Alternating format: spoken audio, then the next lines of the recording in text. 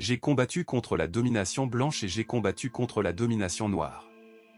Ces mots puissants de Nelson Mandela résument non seulement sa lutte, mais aussi sa vision d'un monde où l'égalité régnerait. Imaginez un homme, condamné à 27 ans de prison pour ses convictions, mais dont l'esprit et la détermination n'ont jamais fléchi. Comment un tel personnage, face à l'injustice la plus brutale, a-t-il pu transformer sa souffrance en un message d'espoir pour des millions de personnes? Au cœur du XXe siècle, l'Afrique du Sud était plongée dans l'apartheid, un système qui avait jeté une ombre épaisse sur la nation, divisant les gens par la couleur de leur peau et érigeant des barrières socio-économiques infranchissables. Les Noirs, en particulier, étaient réduits à l'état de citoyens de seconde zone, privés de droits fondamentaux et soumis à une discrimination systématique. Les rues de Pretoria, Johannesburg et Cape Town résonnaient des cris de ceux qui aspiraient à la liberté, mais qui se heurtaient à la répression et à la haine. Dans ce contexte, l'histoire de Nelson Mandela commence à prendre forme. Né en 1918 dans un petit village de Mvezo, Mandela a grandi dans un monde où l'apartheid façonnait chaque aspect de la vie. Il était le fils d'un chef tribal, mais ce statut ne l'a pas protégé des injustices qui l'entouraient. En marchant dans les couloirs de l'école, il a vu la différence marquée entre les enfants noirs et blancs, une inégalité qui l'a profondément marqué. À l'université, Mandela a découvert les idées de résistance à l'injustice et s'est engagé politiquement, devenant une voix influente de l'African National Congress. Sa conviction grandissante que la liberté ne pouvait être atteinte qu'à travers la lutte collective l'a amené à défendre les droits de ses compatriotes. Chaque rencontre, chaque discours, chaque action qu'il a entreprise était un pas vers la reconnaissance de la dignité humaine, et son dévouement est devenu un phare d'espoir au sein d'une société dévastée par la division. En 1944, Mandela et d'autres jeunes leaders ont fondé la Ligue de la jeunesse de l'ANC, une organisation qui allait jouer un rôle crucial dans la lutte anti-apartheid. Leur objectif était de redynamiser le mouvement de libération et d'incorporer les voix des jeunes dans la lutte.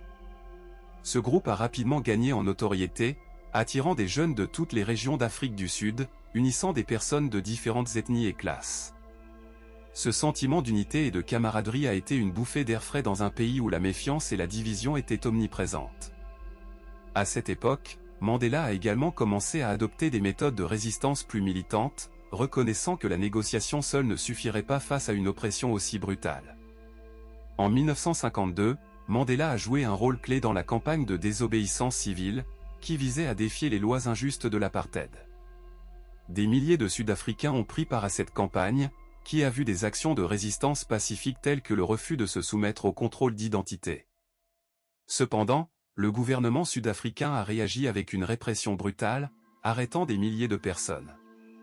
C'était une période sombre pour le mouvement, mais Mandela était déterminé à continuer la lutte. Il a souvent déclaré que la résistance était un devoir, et que chaque arrestation ne faisait qu'accroître la détermination des militants.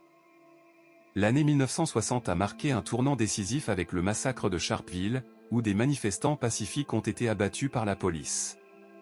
Cet événement tragique a provoqué une indignation mondiale et a galvanisé le mouvement anti-apartheid. Mandela, comprenant que la lutte pacifique n'était plus suffisante, a pris la décision de former une branche armée de l'ANC, Umkhonto we Sizwe, qui se traduisait par l'Alliance de la Nation. En 1961, il a dirigé des actions de sabotage contre des installations gouvernementales, marquant ainsi une escalade significative de la lutte. Cependant, cette voie était semée d'embûches. En 1962, Mandela fut arrêté et condamné à 5 ans de prison pour avoir quitté le pays sans autorisation. Mais même derrière les barreaux, son esprit de rébellion ne s'est jamais éteint.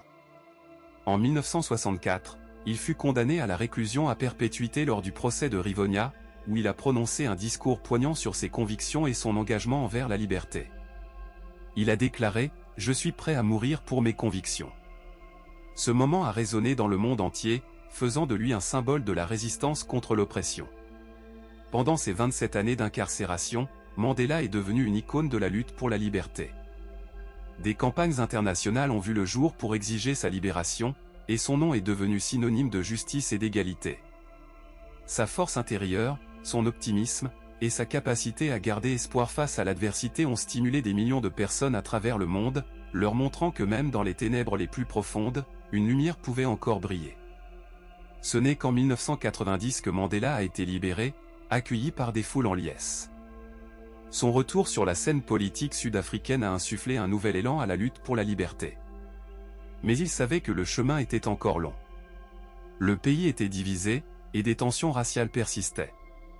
Pourtant, Mandela croyait fermement en la réconciliation. Il a appelé à la paix et à l'unité, prônant le dialogue plutôt que la vengeance.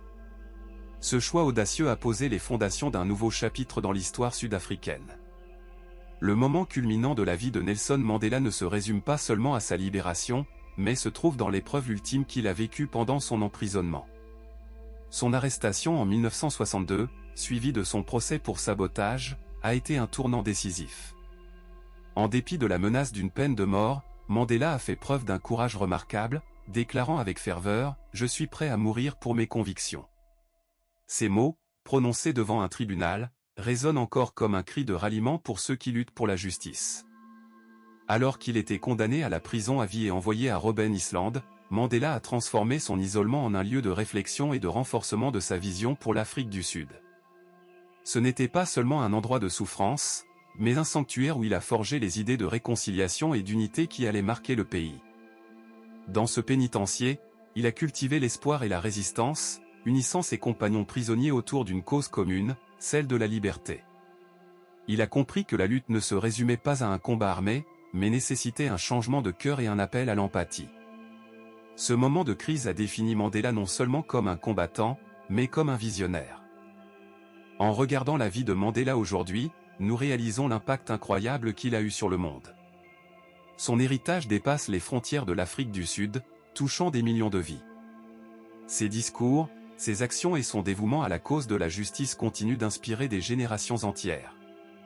En prônant la réconciliation plutôt que la rétribution, Mandela a montré que l'espoir peut surgir même dans les circonstances les plus désespérées. Son engagement envers l'égalité et les droits de l'homme a incité d'autres leaders à lutter contre l'injustice sur leur propre terre. Les principes de Mandela, fondés sur la dignité, la compassion et la solidarité, sont plus que jamais d'actualité dans notre monde contemporain, où les conflits ethniques et les injustices persistent.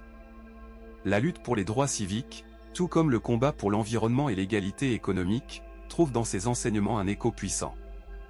L'appel à l'unité que Mandela a lancé reste résonnant alors que nous sommes confrontés à des défis globaux qui exigent une coopération et un dialogue à l'échelle mondiale. Quand nous réfléchissons à l'héritage de Nelson Mandela, il est essentiel de se demander comment ces messages peuvent influencer notre propre vie. Une vie consacrée à la lutte pour la liberté nous invite à examiner nos propres convictions. Que serions-nous prêts à défendre? Quelles injustices sommes-nous prêts à combattre? Les mots de Mandela nous rappellent que chacun de nous a le pouvoir d'agir, de faire entendre sa voix et d'être un agent de changement dans nos communautés. La détermination de Mandela à ne jamais abandonner ses valeurs, même face à la répression, nous inspire à poursuivre nos propres combats, qu'ils soient petits ou grands. Ainsi, alors que nous célébrons son héritage, inspirons-nous de son exemple et engageons-nous à œuvrer pour un monde plus juste, un monde où chacun peut aspirer à vivre librement et en harmonie. Alors, réfléchissons à ce que nous pouvons faire pour faire briller cette lumière d'espoir dans nos vies et celles des autres, à l'instar de Nelson Mandela.